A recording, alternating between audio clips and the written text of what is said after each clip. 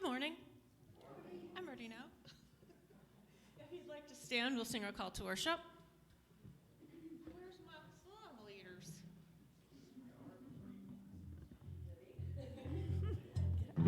Oh, 1, 2, 3,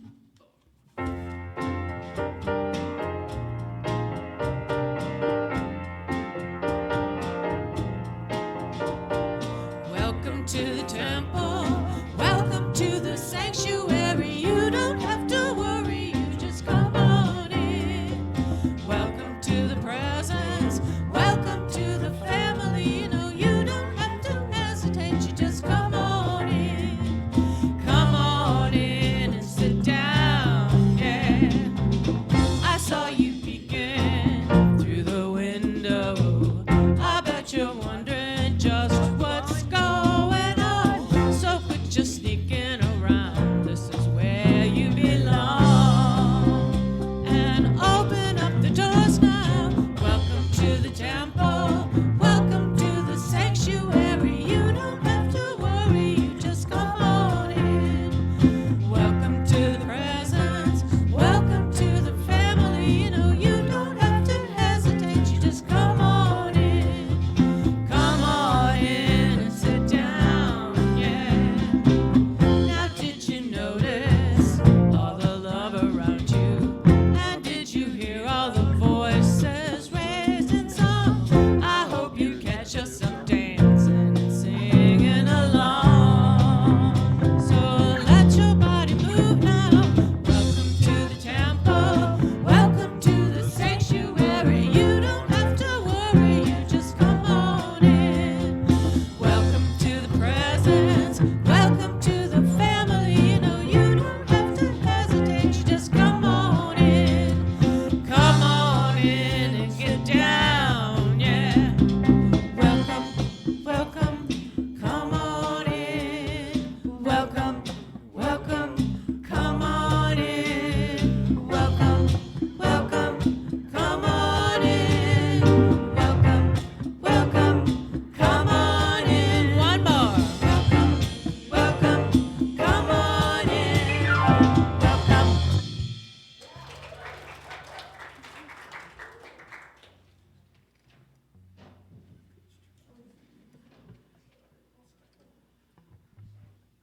Welcome. Now you can sit down. It's kind of funny. You come in and sit down, and then we have to stand up. So my name is Michael Robold. I'm the worship assistant for today's service. And I want to welcome each and every one of you, whether you're here for the first time or you've been coming quite a while. I'd like to start with an opening prayer. And how do we pray? It's a very personal thing, so if you're comfortable with your hands in your lap in a variety of positions, or just resting your hands on your knees, or closing your eyes, or keeping them open. Prayer is an individual thing. And it's all about a sense of communicating with something greater. Something we may refer to as God, Spirit, Creator, energy, and there's a long list of what God is referred to in a variety of languages and beliefs. In unity, the idea is that we're communicating first and foremost with the Christ light that lives within each and every one of us. And it's this sense of the divine living within us that makes us feel very connected to that which is greater. And along with that sense of connectedness to the unknown, there's the sense that we're all connected to one another. And that is a very beautiful thing. Amen.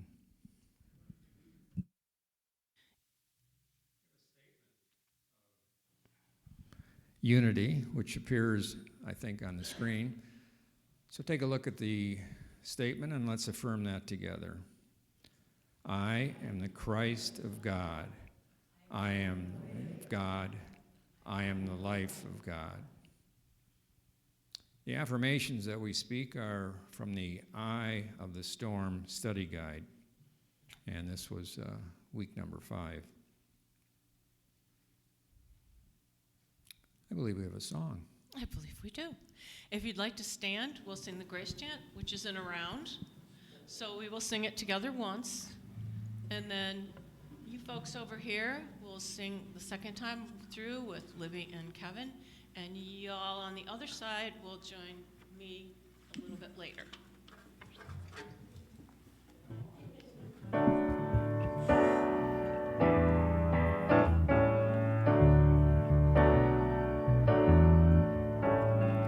Into thy hands I commit my spirit.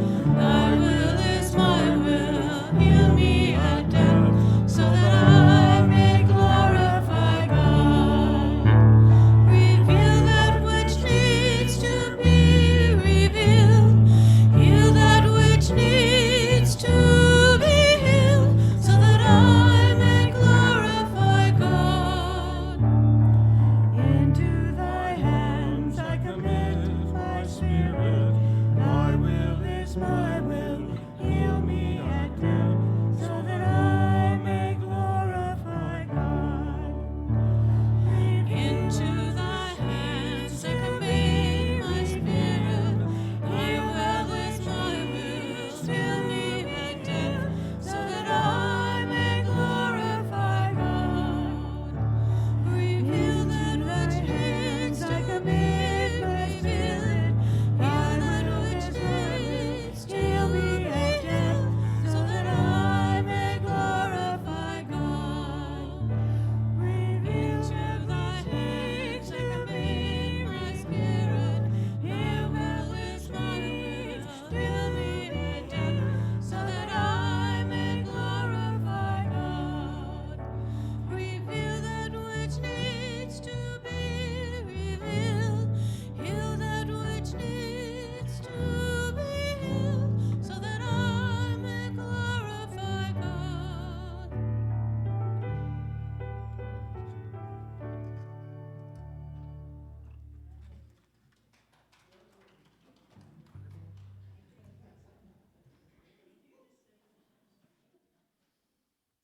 Well, the announcements, as they appear on the screen, tell us what the upcoming Sunday services are going to be in terms of who will be here. And today we have Reverend Kit Holmes.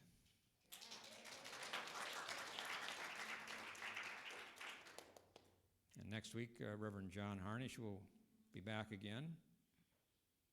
On the 21st, former Unity Minister Reverend Judy Grimes will be here. And once again on the 30th, we'll be delighted to have Kit Holmes back.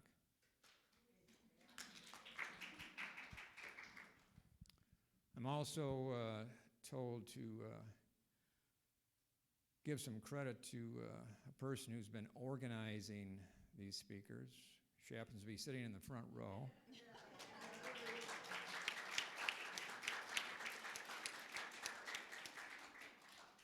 According to Libby, we have our speakers all lined up through the rest of the fall and into the end of the year. Great.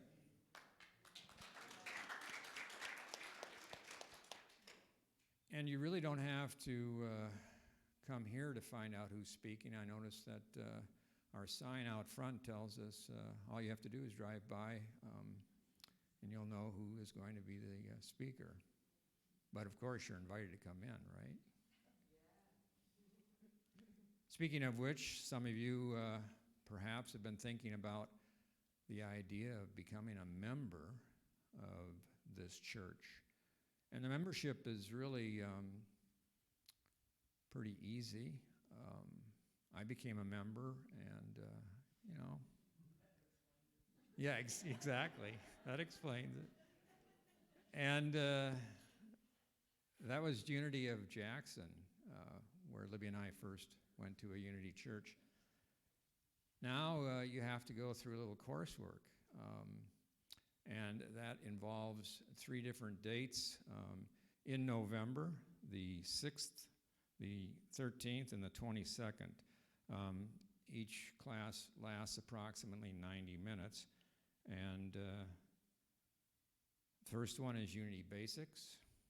The second class is UTC and U, and the third one has to do with just membership and all that entails, which, you know, we don't have you sign on the dotted line committing your life savings or anything like that. All we ask is that you follow the principles of unity, which really are following the principles that Jesus, the master teacher, set forth. We also would like to ask that you do depart with some of your money to help pay off the kitchen loan. And we're closing in on the payoff. $2,600 is all we need, and that will be matched by this anonymous group. And we have until the 30th of October to match that amount. So hopefully you have a little extra cash that you can part with to help pay off the kitchen loan. I'm having a hard time turning the page with a cast on my hand.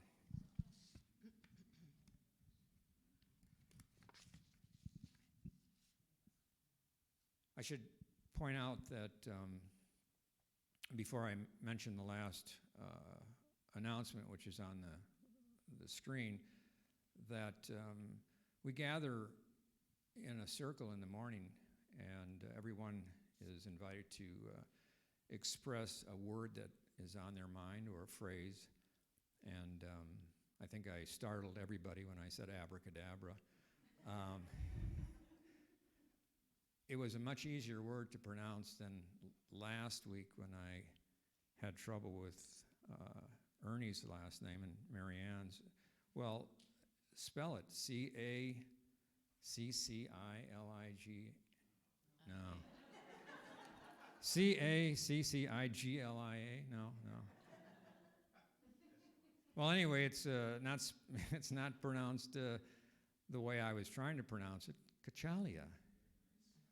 See, so next week's spelling. Okay, but the word abracadabra actually is an Aramaic word that means I create as I speak. And this goes back a long way. So the idea that unity has, that what we think will be brought about. Myrtle Fillmore, our co-founder, said, I'm a child of God and I do not inherit sickness. And through that affirmation was healed of her afflictions. But the idea that the word abracadabra is associated with magicians has its founding in the idea that I create as I speak, and then was used in the 1600s as a affirmation to help people who were dealing with significant diseases that were afflicting the world at that time. So the last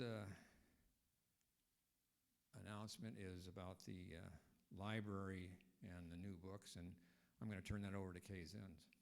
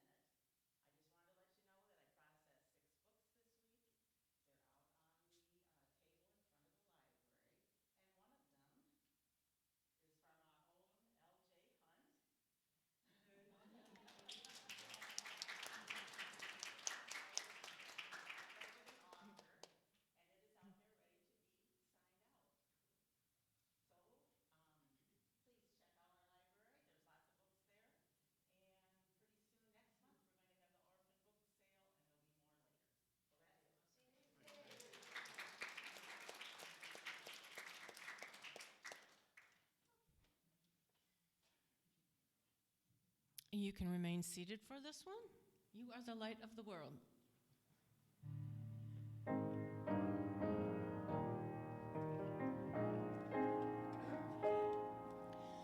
You are the light of the world. Yes, you are the light of the world. Don't hide your light, but let it shine clear and bright. For you are the light, light of the world.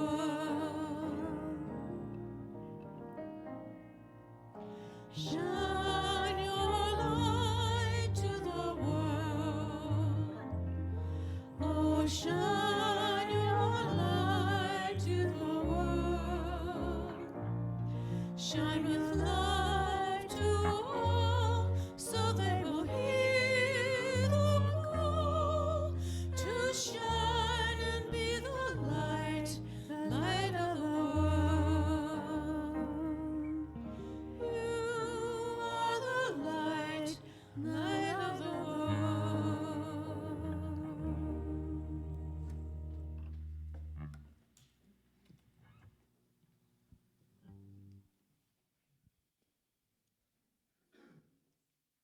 So, as the lights are now dimmed,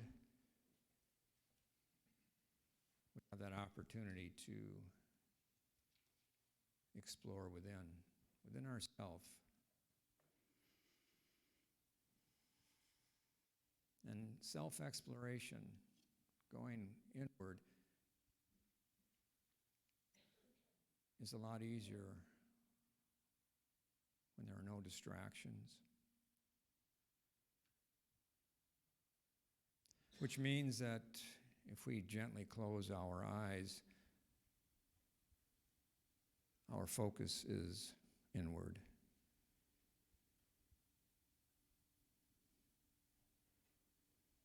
We become aware of that simple inhalation and exhalation, our own breath. As we take in that life energy,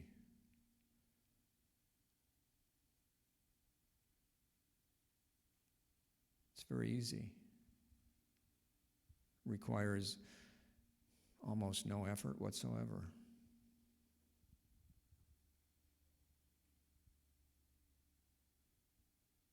And by simply focusing our attention on our inhales and our exhales, we become more relaxed, and the mind becomes more calm.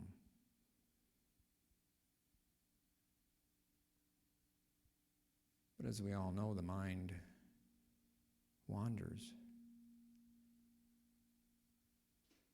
And when it does,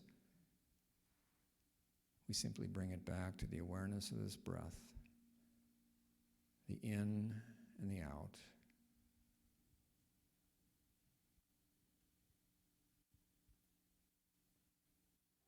And then we give thought to the fact that life itself is a precious commodity. And yet it's everywhere present. So what is so special about life? It's the uniqueness, the individual differences, the colors, the inhabitants, humans and all other creatures. A veritable kaleidoscope of energy. It is around us, and it flows in us. the life force.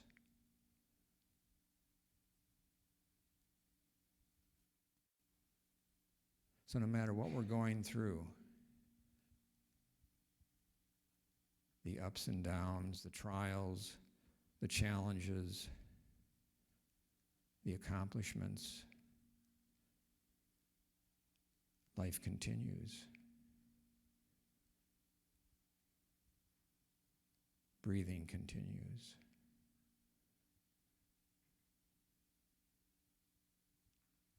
It seems so simple. And it truly is. To live with a sense of peace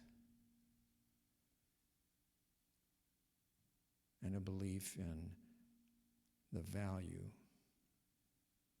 of each entity, each uniqueness of human life and all other life is what makes life on planet Earth amazing.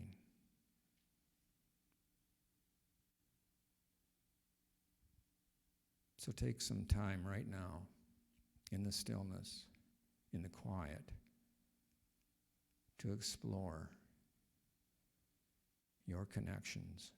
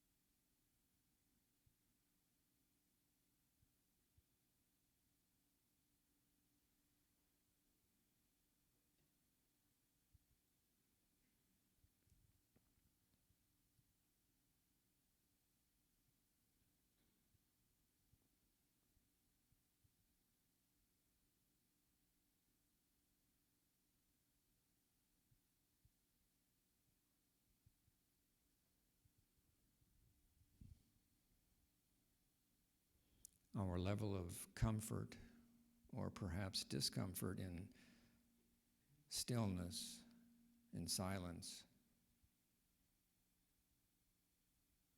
tells us a bit about ourselves.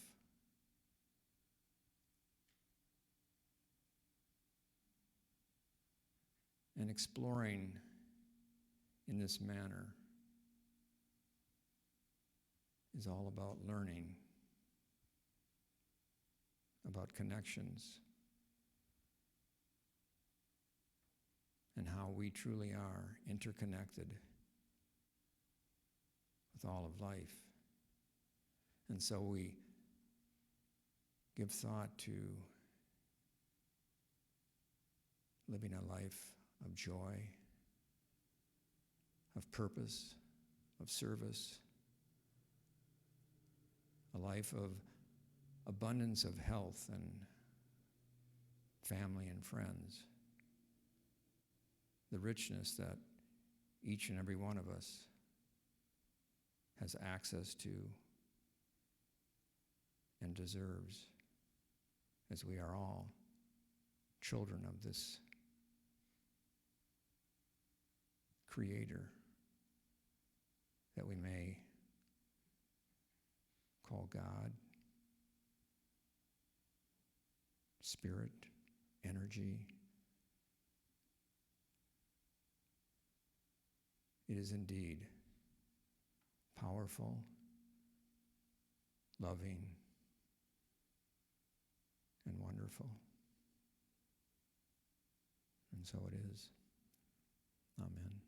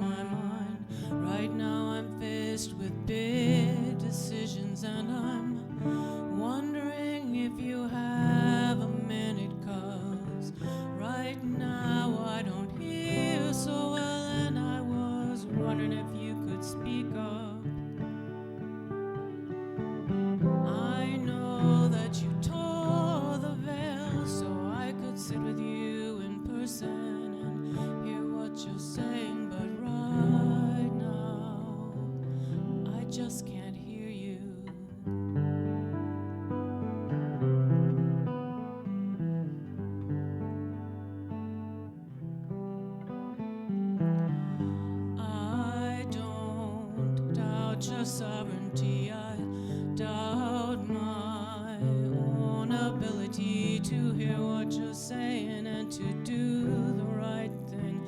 And I desperately want to do the right thing, but right now I don't hear so well, and I was wondering if you could speak up. I know that you tore the veil so I could sit with you in person and hear what you're saying, but right now I just can't hear you.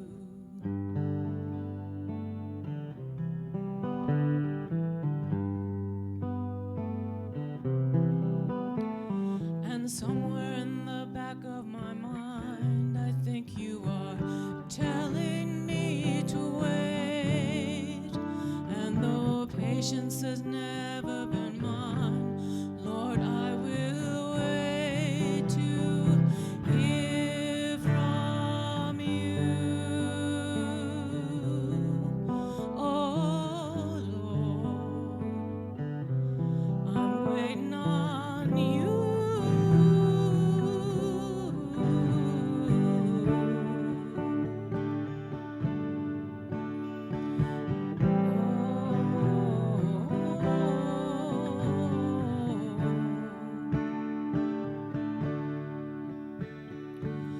Right now I don't hear so well, and I was wondering if you could speak up. I know that you tore the veil so I could sit with you in person and hear what you're saying, but right now I think you're whispering.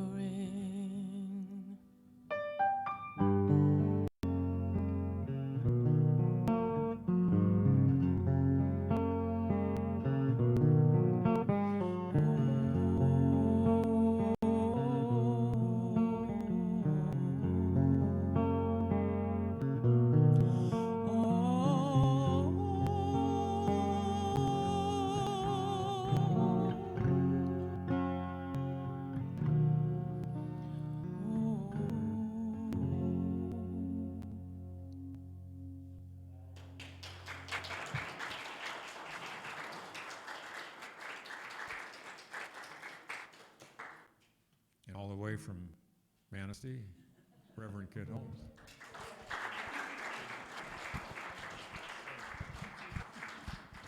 Thank you, Michael.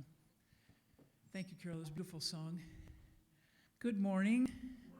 It's good to be back again. And continuing on with The Eye of the Storm, the Gary Simmons book. And show of hands again, how many of you are involved in the good? Oh, yeah. Liking it. So yes, as was referenced, this was week 5 from that book. And this week is about living on purpose, the chapter about living on purpose. And I want to go just back to a couple of chapters back from a couple of weeks ago. And the idea of wholeness. Our wholeness has 3 components to it. And there's a little bit, I think you're hearing it, AJ, thank you so much. A little bit of ring in the microphone. The first component of wholeness is communion. And I talked about that a couple of weeks ago. And that is communion with ourselves, communion with God, communion with life itself. It's how we interact, it's how we show up, it's how we do our day to day, and how we do that consciously or unconsciously most of the time.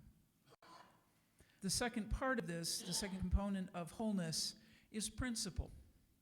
And we talk about spiritual principle all the time. That's what we are based from. That's what we live from. That's the idea that we live from. And that first principle being that God is all there is. God the good, omniscient, omnipotent, omnipresent, everywhere present, all-knowing, all-creative, all those things. We've got to have some anchoring in that in order to know where we're coming from. know what we're operating from, how we are going to interact, how we are going to commune with other people. If we're just flitting about and going, I don't know what life is about, I'm just going to just let things come to me and do whatever, and oh, here comes this tidal wave and it just knocked me sideways and that wasn't good, but here comes this good thing and that was all right. And we were always in the storm of conflicting ideas and conflicting needs and ideas and purposes, cross purposes with ourselves and with other people and with life. And the eye of the storm, of course, is that center. We've heard a lot about storms in the last couple of weeks, have we not? Some devastating stuff. And yet, we are seeing people living in the eye, in the aftermath of showing up as the Christ presence in so many ways. In Florida, up into Canada, up into all these other places, in Puerto Rico, in all of the places, whether it's a hurricane or whether it's a wildfire or tornadoes or whatever it might be, we see the God nature often showing up, right? People just getting out of their own way to help the other God presences on this planet. In principle, in spiritual principle, there's also this other component called the law. And if you're new to New Thought, and like I was when I first got into it in Science of Mind, I kept hearing about all of these spiritual laws. I'm like, well, is there a book? Is there a list? Can I study them? Can I know what they are? And the answer is yes. But in general, the principle that God is all there is, that is the first law as well. It is immutable. It is unchangeable. It is indestructible. Librarian? Undestructible, indestructible. You know what I mean. Irrefutable. Ooh, even better. That's a great word. Love that word. And so the idea here in that principle is, well, God is all there is. And the question can come up, well, what created God? Nothing created God. God is that indestructible, self-existent cause. That's first law. Meaning, it just is. God is, period. If we talk about the laws of physics and compare them to the spiritual laws, the law of physics, we think about gravity. A lot of times we don't think about gravity until we tumble or we fall and gravity takes over and does its thing. Another immutable, irrefutable law. We didn't invent it. It just is. We have figured out how to work with it. When the airplanes that come over every morning at 9:30 on a Sunday morning, if you're not already here, in the flight path, and sometimes I remember some services in the past where it would be right in the middle of meditation. You know, incoming. The laws of aerodynamics, the principles of aerodynamics do not change the laws of gravity. It is another way that we work with it. We can say, oh, but that plane is flying. It has got not beyond the bounds of gravity. No, it's just we've learned how to work with it.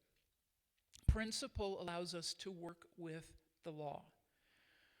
In Science of Mind, in religious science, Ernest Holmes says, love is the way, and law makes the way possible. Today we are talking about living on purpose, and the first part of that, first component of that, is the way. Love is the way. Law makes the way possible. Law keeps us from spinning out and flying out in all of these other directions that we tend to go as humans sometimes. If we're not sure where we're headed, we're not sure what we're grounded in. So there are the three components of purpose, living on purpose. That is the number one question. I talked about this a couple of weeks ago. Everybody's, I don't know what my purpose is. Well, we all, believe it or not, if you are reading the Gary Sims book, we all have the same spiritual purpose. The spiritual purpose is we are here to be the full and complete expression of God. That sounds like a pretty tall order sometimes, right? It could be a little scary. It puts a tremendous amount of responsibility on us. And the good news is, when we are all in, when we are committed, when we take full and complete ownership of the idea that we are indeed individualized, unique expressions of that one God, everything we need to fulfill that is given to us in every moment. In every single moment. I always bring a lot of quotes just to pull from. And I want to talk about this, this is addressing the song that Carol picked for just before the talk, and I love how this is how Spirit works. And Ernest Holmes says, "Let the inner ear hear the voice of truth that is always speaking." We have to take the action step to tune in. We have to hear, we have to know. There is that in us, that divine spark in us that knows we are here to express the all of God. We are not here to be the all of God. We are not. But the all of God is in us, through us, and as us. Our purpose is to be the way of God day in, day out, minute to minute, minute to minute, minute to minute. The cool part about knowing this is that is everybody else's purpose too. So if you think about it that way, if we were all lining up and doing our purpose, being the expression, the full and complete expression of love and compassion and joy and beauty, we wouldn't be pointing guns at each other and doing all manner of inhumane things to one another. It is a great idea on paper, isn't it? Much harder in practice. Much harder in practice. But that premise, that first principled idea that you and I, all of us, are individualized expressions of the one, levels the playing field, and then it gives us that idea that really, in a grander scheme of things, no one is actually against us. Life itself is not against us. And this, we can go down this rabbit hole. I'm just going to go there for a half a second, or maybe a couple minutes. And it gets us into that argument, but why is there evil in the world? Why do bad things happen? If everything is God, if everyone is an individualized expression of God, why do these horrible things happen to us? I'll take you back to the thing that I talked about a couple weeks ago. And in the book, and if you are not reading this book, it is a concise read, it's a powerful read. I recommend it highly. And the one that I have is actually kind of big print, which helps a lot. So it's not that big of a book. But the idea, why do things happen to us? They do not. They happen for us. They happen for us to guide us, to point us in the direction that says, you're not fully in with being the way of God in this moment. Oops. This is not a condemnation, because the God that we are talking about here, the God that I believe in, is neutral. It does not judge. It does not sit up on a big cloud checking the check boxes saying, you did this today, you didn't do that, you're going to hell, you're doing this, you're doing, It is a neutral energy. It is the law of God is also neutral. If we go back to Scripture and we hear about, we've heard these words, the rain falls equally on the just as well as the unjust. It doesn't choose. It just does, and it does, and it does, and it is. We as humans have been given that thing called discernment, called choice, called free will. We are guided and guarded and provided for and sustained and supplied in every moment. And when we line up with the idea that we are deserving of that, we know where we can keep ourselves on course. Talking about the airplane flying over, there is a thing called autopilot, yes. And built into autopilot, you could set your compass in the plane and say, I want to head east. But we know that currents, air currents, and temperature, and lift, and terrain, and all of those things that change the airflow will push the plane. If they went due east, they would not actually end up where they want to go. There's a self-correcting system built in. We have a self-correcting system.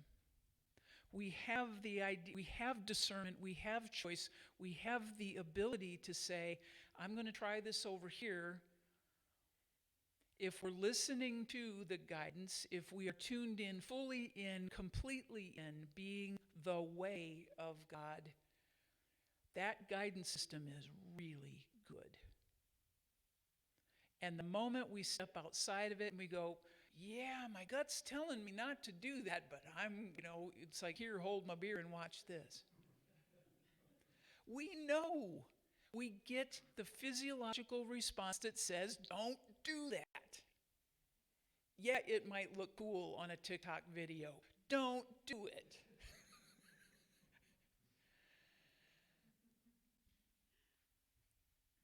We get the self-correcting system in here to move ourselves back to center. And if we're not sure, we get the opportunity to learn. Nobody is against us.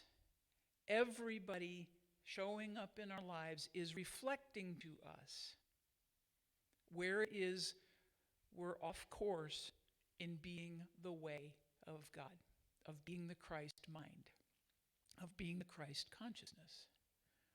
So the way is the first component of living our purpose.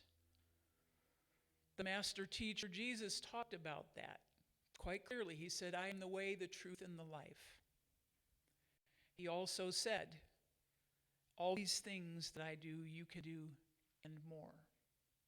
Meaning he's not standing apart, as we call him in New Thought, the master teacher. He was not the great exception, he was the great example. And all of the master teachers in all of the mystical and all of the traditions have said the same thing. You can do this. Why? Because you are God in expression. How could you not be able to do this? We get the messages that say we're not worthy. There's something wrong with us if we think we're God. There's something wrong with us just in general. All of those messages that accumulate and accumulate and accumulate till we recognize, wait a minute, this doesn't fit anymore. That's why you're in this room, I would hazard a guess,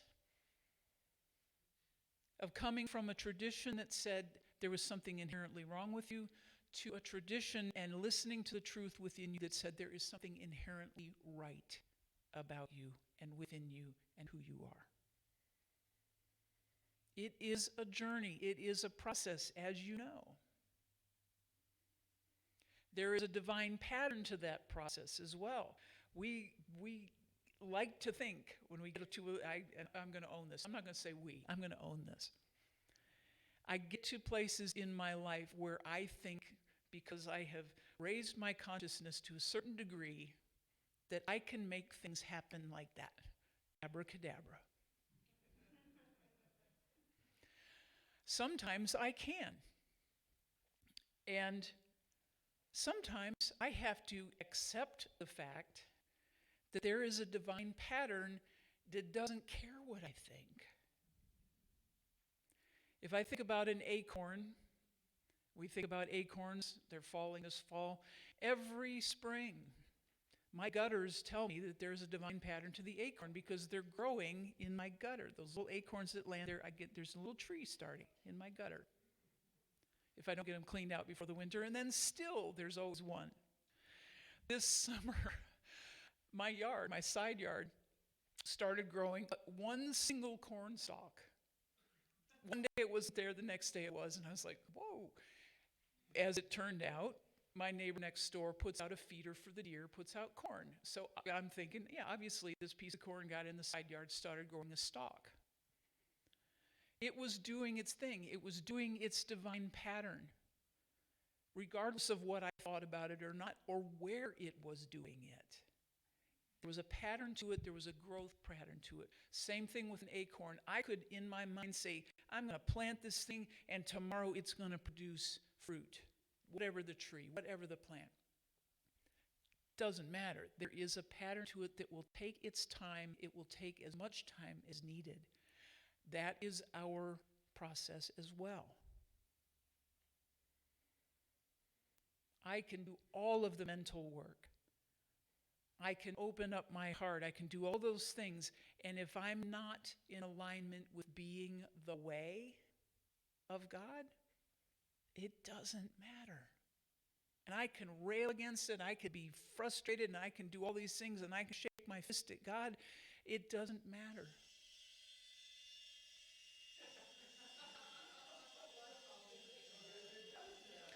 Everybody duck. Okay. God, thank you. Thank you, Kevin. Wow, that was pretty wild.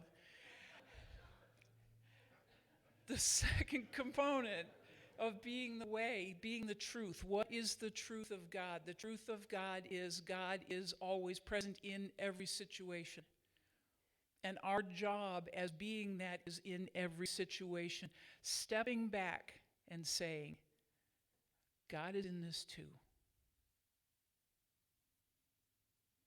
God is in this too, even though it looks like chaos. It looks like absolute cluster, fill in the blank. All of those things you can put around it. God is in it too, because why? Because the collective consciousness is showing us we are moving out of a lot of paradigms, and that's a good thing. And the hanging on to, the places in consciousness that collective consciousness is saying, oh my God, things are changing. Oh, I don't like it, I want it my way. All of it's getting busted up. And we are being pointed right back down to the middle of be the way of God. Be the presence of be the Christ consciousness, a presence in the world that is all about compassion, kindness, beauty, love. Love is the way, law makes the way possible. So the way, the truth, and the life of God. How do we be the life of God? How do we show up in any situation? We go back to that place where we've heard in Scripture that says, be like little children. Openness, curiosity, a sense of wonder, opening ourselves to the infinite possibility that exists in the universe. Infinite possibility. And aligning with that. We are not being the way when we are being judgmental, when we are gossiping, when we are doubting, when we are fearing, when we're in this place, I doubt myself. Doubt ourselves. That is our work. Stop doubting ourselves as humans and believe in ourselves as divine beings. That is our work. That is our practice. And some days, man, when it clicks, and I think many of you have had the experience where you have a thought and a line, and it's warm in your heart, and it makes you smile, and you feel yourself go, wow. And it might be a thought about a person. It might be a thought about an event or something that you just, man, that would be so cool. And the next thing you know, you get an email or a phone call from that person. And you haven't talked to them in months or maybe even years. But there was something that connected you in the warmth of your heart that said, wow, boom, there they are. The way, the truth, and the life. And it is really simple. As Michael talked about in his prayer, in his meditation this morning, it was so beautiful. It is really quite simple. I love what Gary Simmons says about being the way of God. He said, you're either being the way or you are in the way. If there's one takeaway from that book, that's what sticks with me, the whole thing. And we can ask ourselves that question. Am I in the way of God right now? Or am I being the way?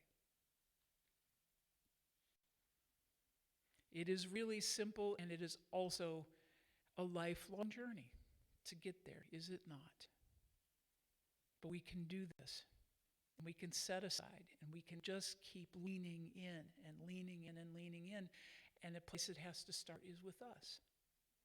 We're not going to get it from anybody else. Everybody else is going to reflect it to us. But we have to do the work. And we can do it. I'm going to leave you with this last piece about being the way in the world. Oops, look at all of this. This gets misattributed and has for the last 25 years, but those of you who know that Marianne Williamson was actually a Unity minister out in the Detroit area many, many years ago. And this comes from her book, A Return to Love. It's been attributed to Nelson Mandela often. Our deepest fear is not that we are inadequate. Our deepest fear is that we are powerful beyond measure. It is our light, not our darkness, that most frightens us. We ask ourselves, who am I to be brilliant, gorgeous, talented, fabulous? Actually, who are you not to be? You are a child of God. Your playing small does not serve the world. There is nothing enlightening about shrinking so that other people won't feel unsure around you. I'll read that again. There is nothing enlightening about shrinking so that other people won't feel insecure around you.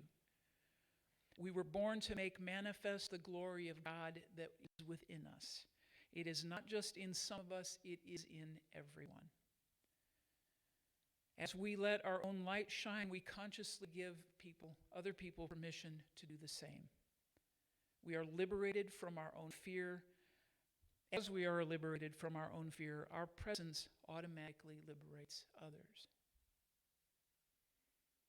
So in any given situation,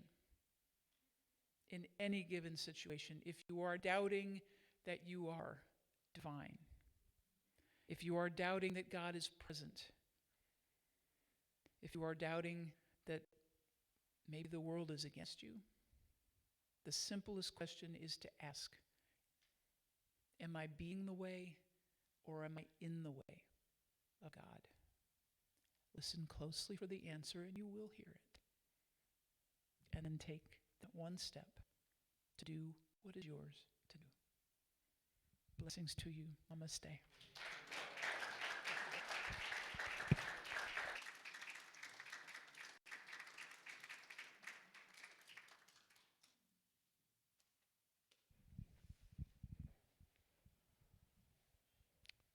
Thank you so much, Kip.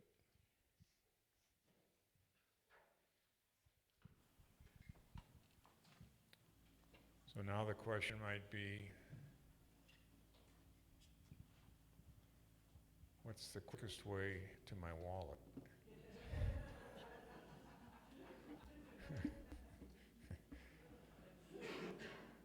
We don't want anything to get in the way. Because each and every one of us is prosperous. And so it's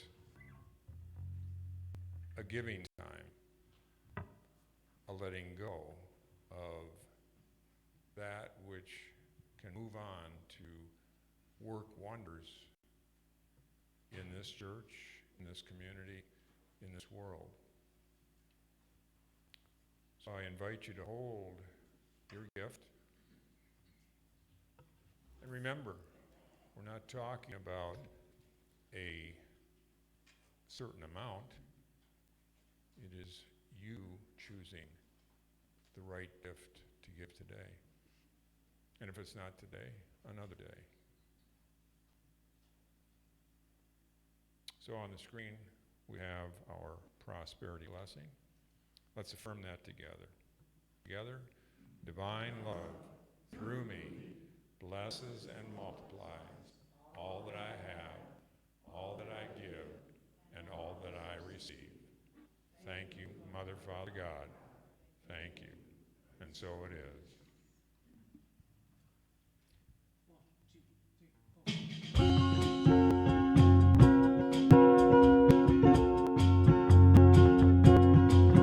I was born to live life fully, to let go of regret,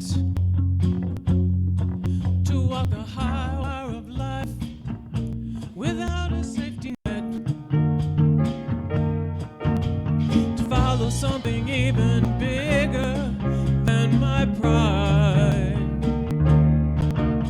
to show up with courage even when I'm trembling inside.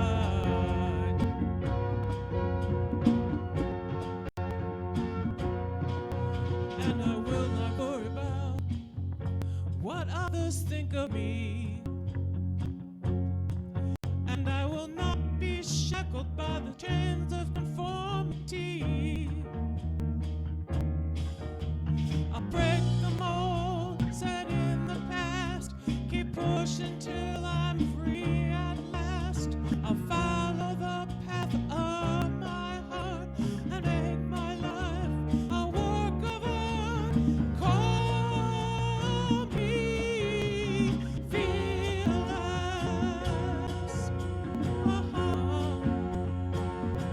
I am a fearless.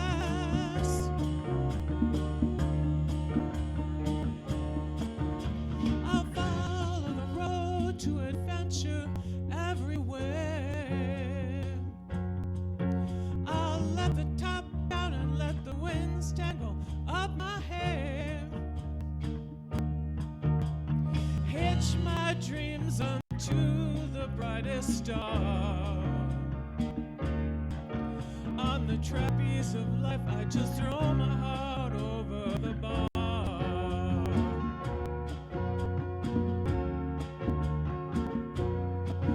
On the other side of fear, that lies euphoria and a better understanding of who you really are. I'll break the mold set in the past, keep pushing till I'm free at last.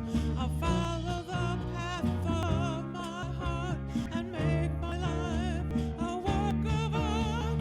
Call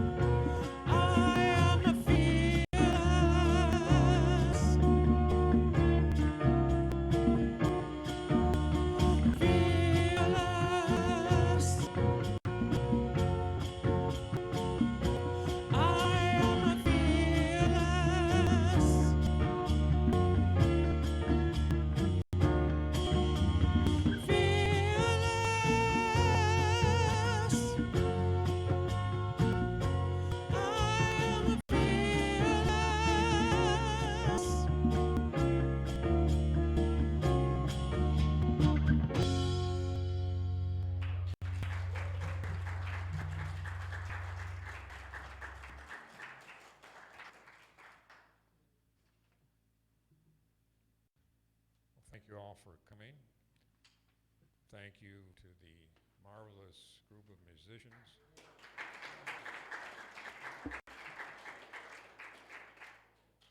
Thank you to AJ for helping out with the audio, the visual. Our greeters and the folks who spent some time preparing some snacks in the back for fellowship, refreshments. All of this is part of what the service is. It's fellowship, it's community, it's connection. And we appreciate again Kid Holmes coming from far away. So at the end of the service, we do have prayer chaplains, one here in the sanctuary, one in the hall. If you have a need of any type and would like some individual consultation, or I should say 2 listening ears with big hearts. And I also want to again invite anyone who's here for the first time to take a closer look at what Unity is all about. We have a packet of information that the readers will be glad to give you. And I know Kay talked about the book. LJ, as I always refer to Lori Jean, she will be one of our guest speakers in January.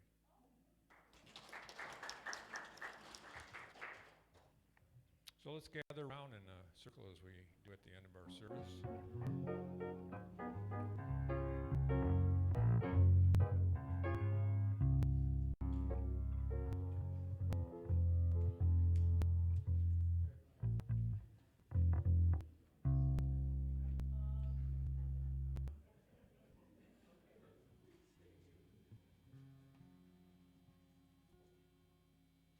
So let's give thought to everyone in our life who we know right now is dealing with a need, whether it's health, whether it's financial, whether it's finding themselves on the way, because right now perhaps they're in the way. And as Paramahansa Yogananda said, in this new day I'm a new person, and I shall change my consciousness, my thinking again and again until I've driven out the darkness of ignorance and manifested the shining light of Spirit, in whose image I am made, in whose image we are all made. So give thought to those in need, yourself, others. We put them all in the circle, whether you speak their names, whether you just give thought to who they are, individuals, groups, situations, here, anywhere in the world, because our thoughts, our prayers have significant power. And let's unite it all with our prayer for protection. Together, the light of God surrounds us. The love of